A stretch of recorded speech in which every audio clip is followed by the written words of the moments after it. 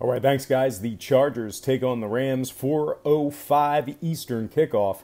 The Rams were -7 down to 6.5. Total was 48.5 down to 48 flat. The Rams are 320 on the money line, up from 275. The Rams are 2-0 against the spread thus far on the season, covers over Arizona and Oakland. They're averaging 34 points per contest thus far on the season. The Chargers are 1-1 ATS on the year, failed to cover against the Chiefs, but got the job done against the Bills. I think the big knock on Rams backers this week will be the notion that they didn't play anybody good. My response to that, the Chargers' lone cover came at the expense of Buffalo. Now, trend-wise, the Rams are 4-1 straight up in their last 5 at home against the Chargers. That obviously will stem back 5 seasons.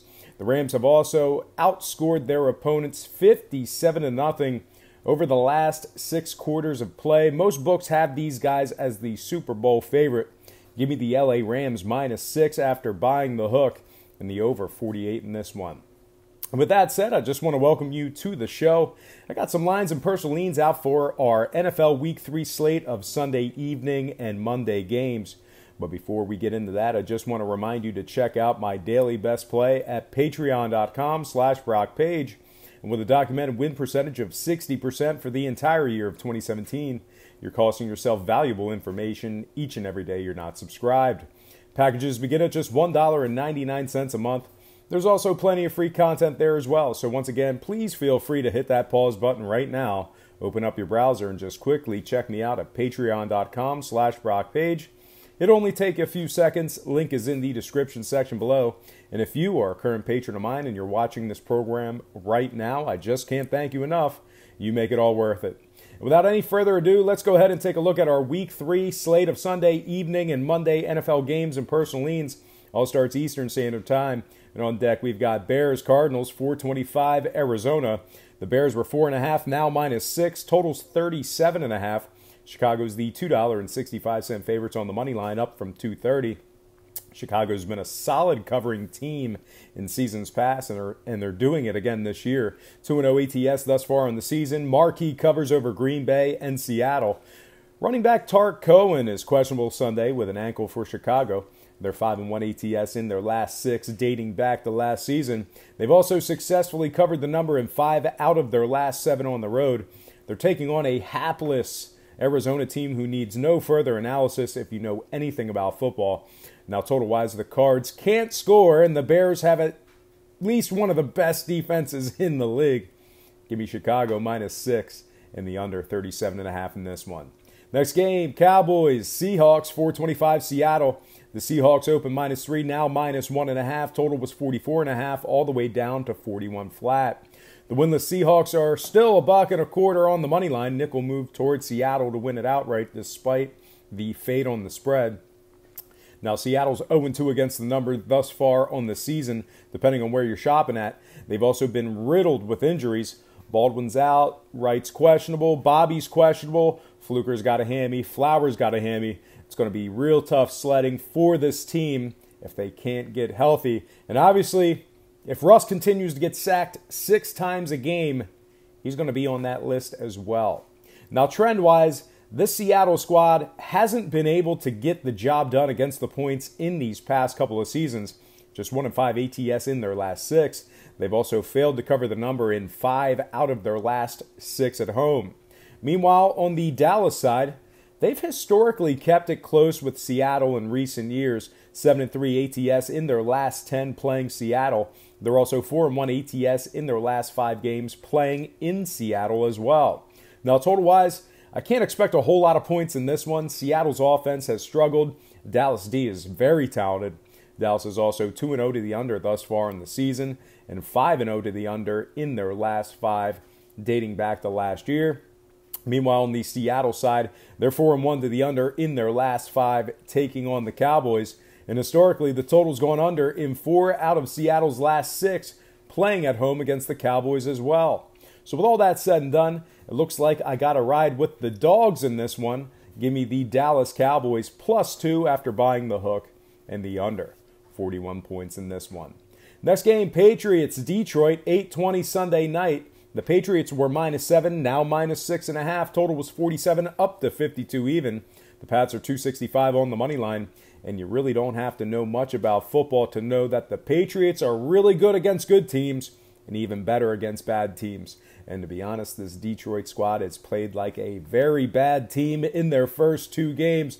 They're also a little banged up, just a little bit. Offensive lineman TJ Lang is questionable with a back. Riddick's got an ankle. Ziggy Ansah's got a shoulder. Slay doesn't even know where he's at. And Detroit's given up 78 points in their first 2 games.